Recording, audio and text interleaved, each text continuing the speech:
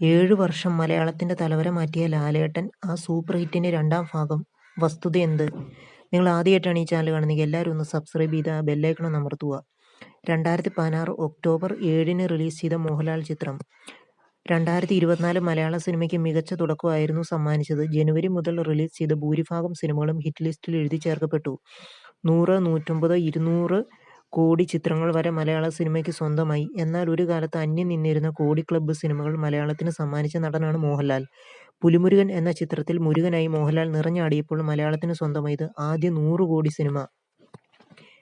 2016 October 7-ന് ആയിരുന്നു Pulimurugan release ചെയ്തത്. വൈശാഖ് ആയിരുന്നു സംവിധാനം. സിനിമ റിലീസ് ചെയ്ത് 7.5 വർഷം പിന്നിടുമ്പോൾ രണ്ടാം ഭാഗവുമായി ബന്ധപ്പെട്ട ചർച്ചകൾ സോഷ്യൽ മീഡിയയിൽ നടക്കുകയാണ്. അതിന് കാരണമാകട്ടെ ഒരു പോസ്റ്ററും. 2 പുലികൾ നടുവിൽ വേലുമേന്തി നിൽക്കുന്ന മോഹൻലാൽ ആണ് പോസ്റ്ററിൽ ഉള്ളത്. സോഷ്യൽ മീഡിയയിൽ പോസ്റ്റർ പ്രത്യക്ഷപ്പെട്ടതോടെ കമന്റുകളുമായി നിരവധി പേരും രംഗത്തെത്തി. ചിലർ രണ്ടാം ഭാഗം വേണ്ടെന്നും മറ്റു ചിലർ ആകാംക്ഷകളും പ്രതീക്ഷകളും രേഖപ്പെടുത്തി. എന്നാൽ ഇതൊരു ഫാൻ മെയ്ഡ് പോസ്റ്റർ എന്നതാണ് വസ്തുത. ഒറിജിനലിനെയും വെല്ലുന്ന തരത്തിലുള്ള ഈ പോസ്റ്ററിന്റെ ഡിസൈനിങ്ങിനെ അഭിനന്ദിച്ചും ഒട്ടനവധി പേർ രംഗത്ത് വന്നിട്ടുണ്ട്. എന്തായാലും പുലിമുരുകൻ രണ്ടാം ഭാഗത്തിനുള്ള സാധ്യത വളരെ കുറവാണ്. ഉദയകൃഷ്ണ തിരക്കഥ എഴുതിയ ചിത്രമാണ് പുലിമുരുകൻ. കമാലി മുഖർജി, ജഗപതി ബാബു, നമിത, സുരാജ് വെഞ്ഞാറമൂട്, വിനു മോഹൻ, ലാൽ, ബാല, സന്തോഷ് കീരാറ്റൂർ, നൂബി